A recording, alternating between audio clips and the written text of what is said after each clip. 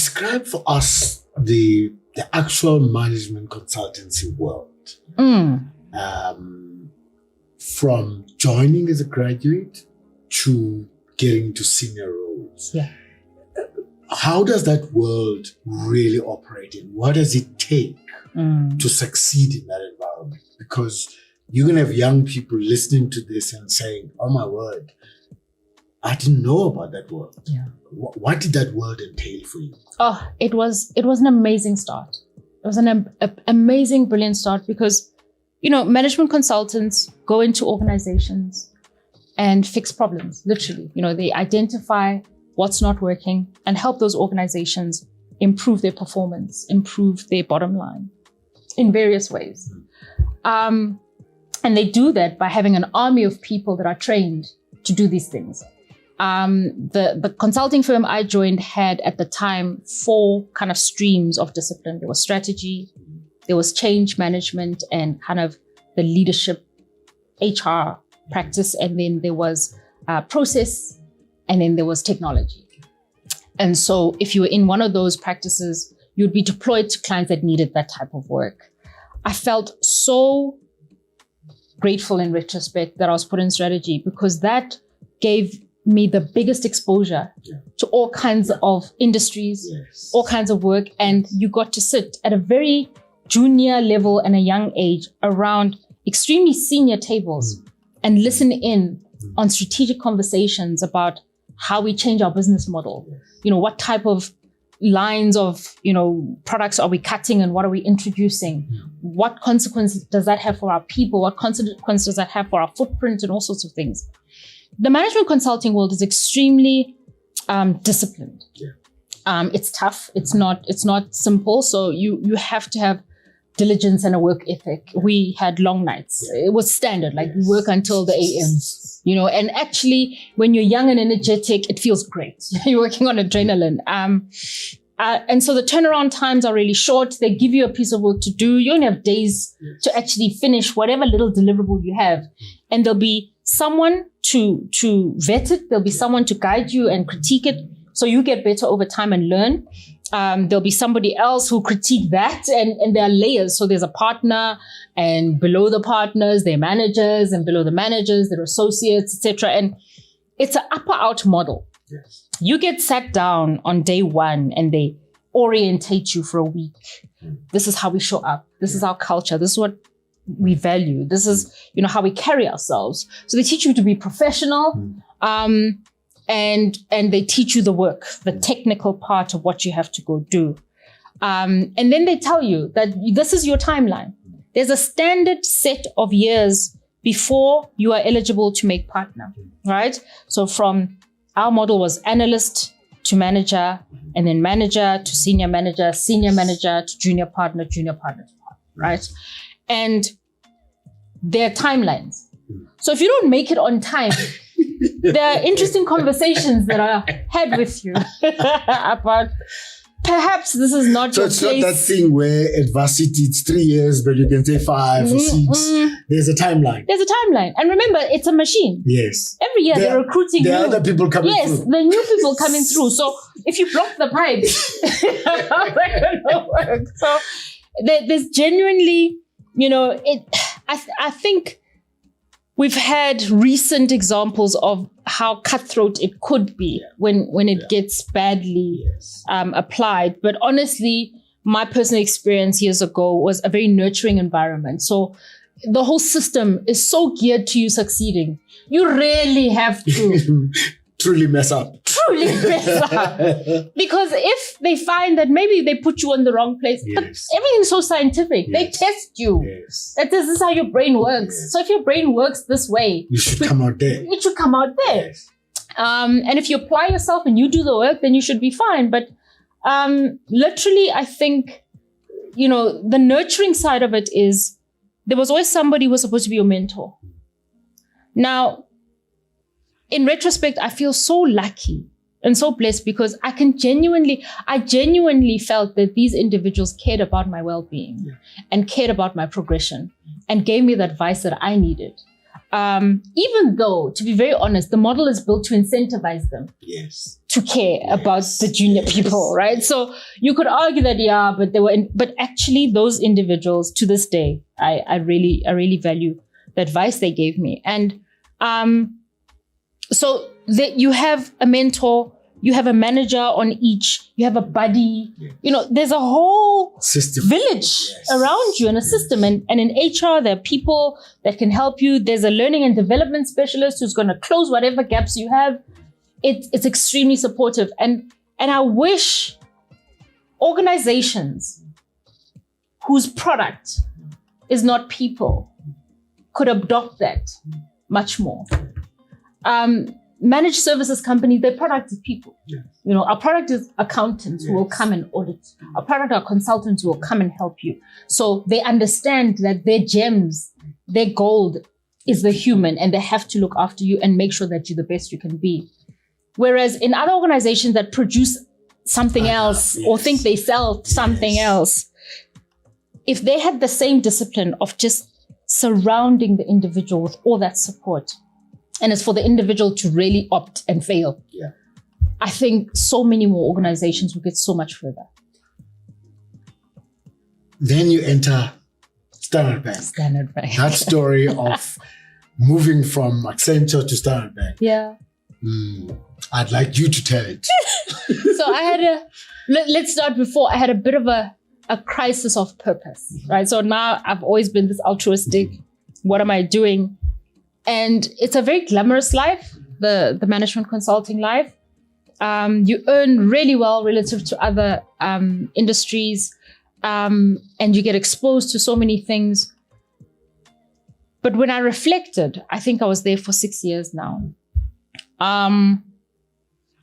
My sweat and my energy wasn't benefiting the man on the street necessarily.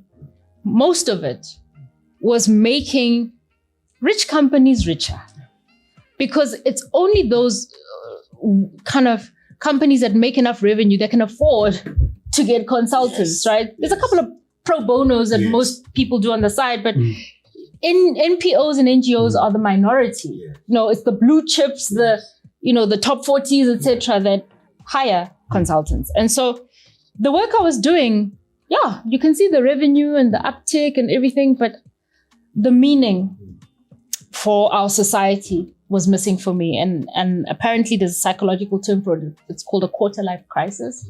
And most people have it towards their late 20s, early 30s about, why am I here? What am I actually doing?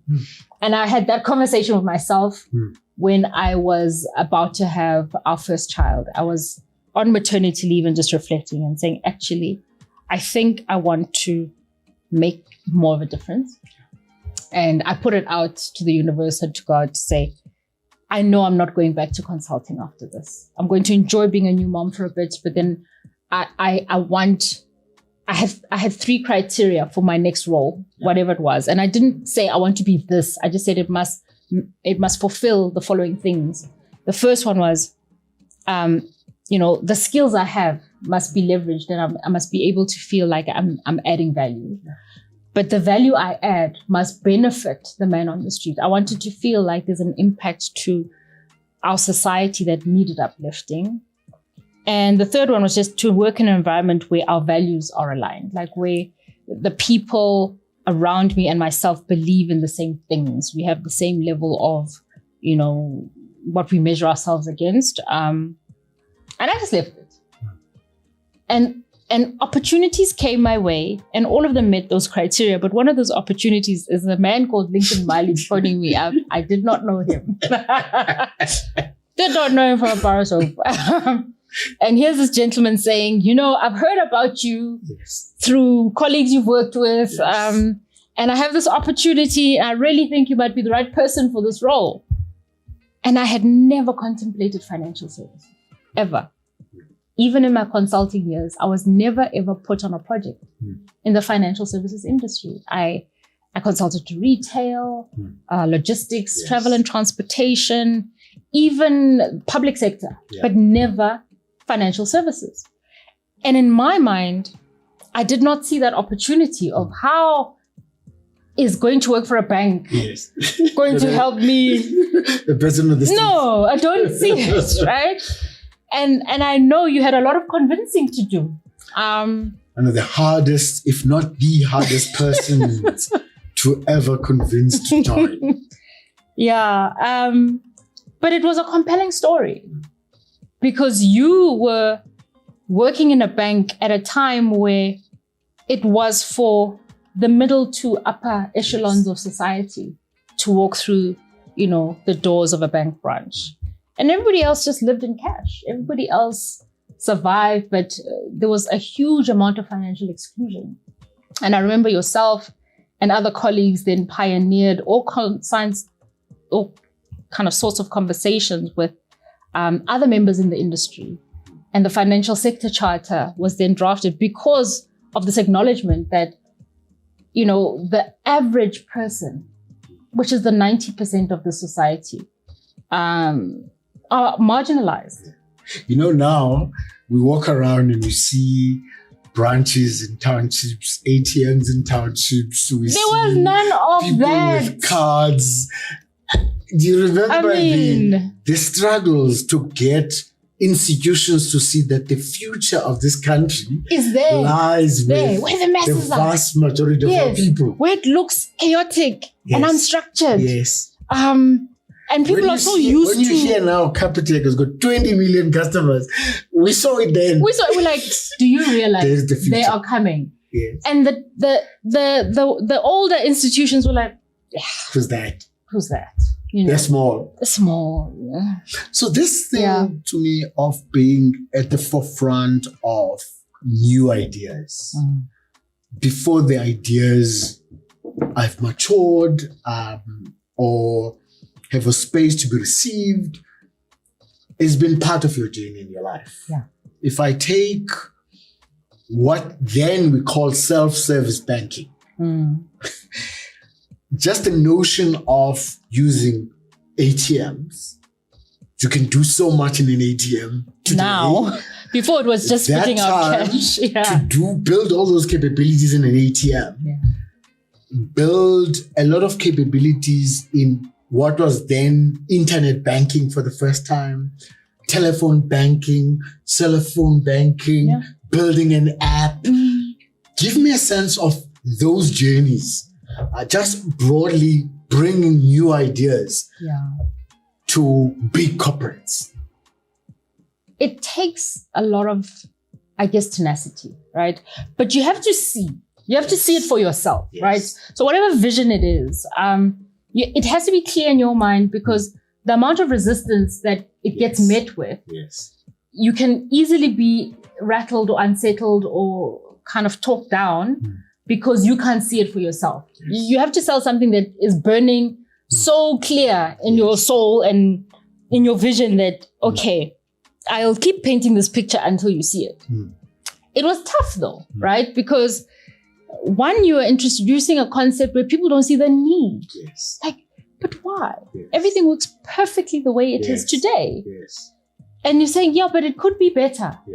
And you only think it works perfectly because you don't know what you're missing, And I remember having very difficult conversations around a table with people many years my senior who had run big departments, who were, really seasoned bankers who couldn't see what we were saying. And they had more credibility than I would have, right? Because I'm new. You're saying people are going to do their banking on their phone. On this thing, the phone, right? You're saying most people are going to do their banking in their computer. Yeah, and nobody wants to queue for 5 hours. And you're saying, no, an ATM could do more. Yes. You're saying all these things. I'm saying all those things. People at the time couldn't see. But your job was to persuade them in a commercially minded way to not only embrace, but to put capital behind it. Correct.